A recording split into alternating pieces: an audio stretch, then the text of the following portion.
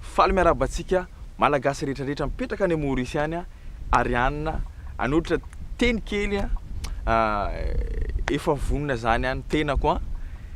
ho tonga any Maorisy anome show ngeza be ary ambiance be eto Diego Ceres zao misy ana io zao amresaka aminareo zao mafana ny ambiance aty de ataoko ohatran'izay koa zany ny ambiance eto Madagasikara ho ataoko any Maorisy mitovitsika rehetrarehetra ary zay ny andrasako hoe firaisankinantsika malagasy atolotra anome kanto vaovao be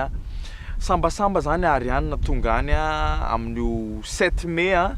multipurpose Rosile efa mivoaka ny billet afa jifaina mihitsy zany mandrapatonga ny fotoana ny 7 mai zany lahady io de concert ngeza be manomboka amin'ny ray atoandro gambany izay de manantena moa zany za hoe mampanantena nareo fa anome zavatra tsara ambiance foana miaraka amin'ny Ariane ataoko daholy na slow io na hira mietsika